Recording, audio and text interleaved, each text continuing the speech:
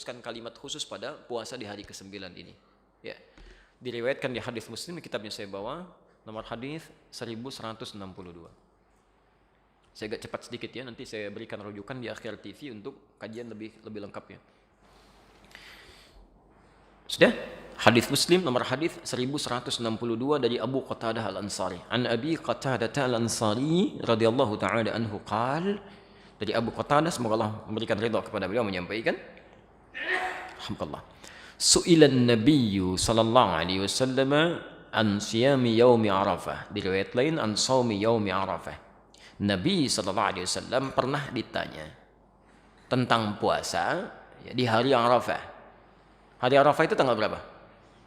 9. Ini penting, nanti saya tuliskan, saya berikan tulisan sebentar ya. Redaksi hadisnya begini, Siyam Yaum Arafah, ada yaumnya.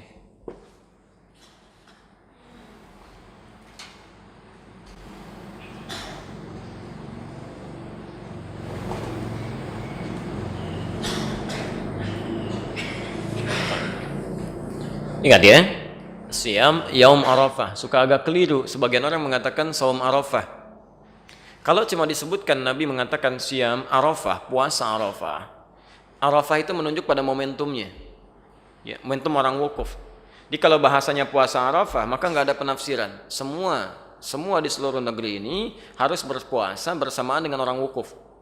Jadi nggak usah ada penafsiran. Jadi begitu di Saudi misalnya wukuf sekarang, kita ikut puasanya di hari itu. Jelas ya? Itu kalau tidak menggunakan yaum. Tapi kalau menggunakan yaum itu disebut dengan dzarfuz zaman, ya.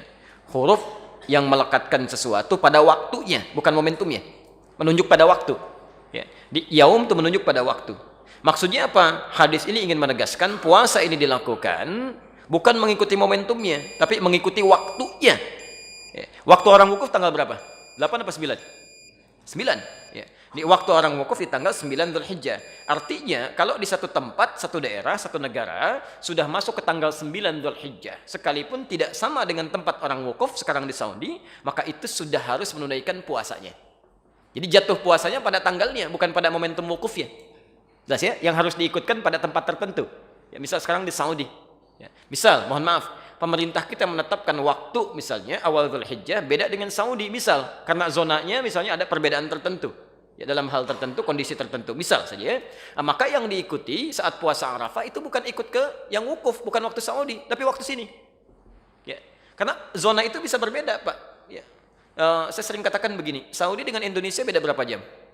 Wah, antum ukurnya ke Jakarta 4 jam, di Papua 6 jam. Indonesia itu kan luas, dari Sabang sampai Merauke, ya kan? Masya Allah. Jadi kalau kita ukur dengan Papua 6 jam, Jakarta 4 jam. Nah, sekarang lihat begini misal, ini baru Papua ya, belum negara-negara lain yang bedanya cukup jauh. Ya, ketika Saudi menetapkan tanggal 9 Dzulhijjah, ya, misal maghrib di Saudi, misal jam 7, di Papua jam berapa? Udah jam 1. Udah jam 1 dari dini hari, di Saudi baru maghrib. Artinya ke Saudi ketika masuk misalnya waktunya jam subuh misal saja jam 5. Jam 5 di Papua udah siang. Udah siang, bahkan sebagian sudah beda waktu. Yang jadi persoalan misalnya kalau Saudi duluan, Saudi sudah tanggal misalnya 9 Dzulhijjah rahmakallah. Di sini sebelumnya. Bisa terjadi. Jadi begitu sana sudah masuk maghrib, di satu tempat misalnya baru masuk ke awal tanggal 9. Ya, baru mau subuh gitu kan, itu belum nyambung, waktunya berbeda. Jadi dari segi penunaiannya ini kaidah.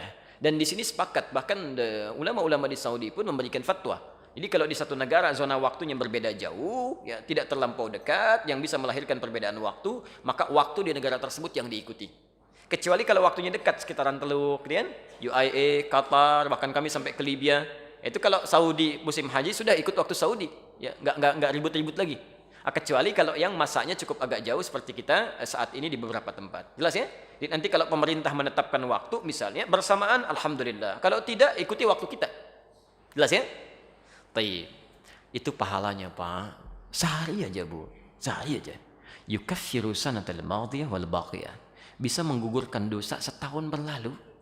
Plus menjaga tidak berbuat dosa setahun yang akan datang. Lumayan. Anda puasa sehari, dosa setahun gugur. Setahun, Pak. Yang hari ini aja belum tentu diampuni. Ini setahun. Masya Allah. Dia. Dan yang paling menarik bahasanya, lihat cara menerjemahkannya ada sementara, mohon maaf yang keliru menerjemahkan. Ada yang mengatakan mengampuni dosa setahun berlalu dan setahunnya akan datang. Masya Allah, kalau setahunnya akan datang sudah diampuni dosa, berbuat dosa aja.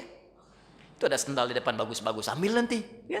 Masya Allah. Karena nggak dihukum, dan dia dihukum nggak dihitung. Nah, itu cara berpikir yang keliru.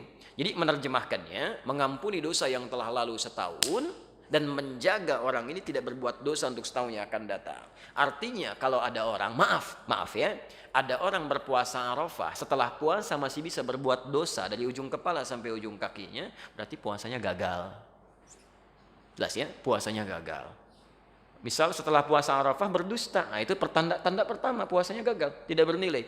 Ya cuma menahan lapar dan haus saja. Jelas sampai sini?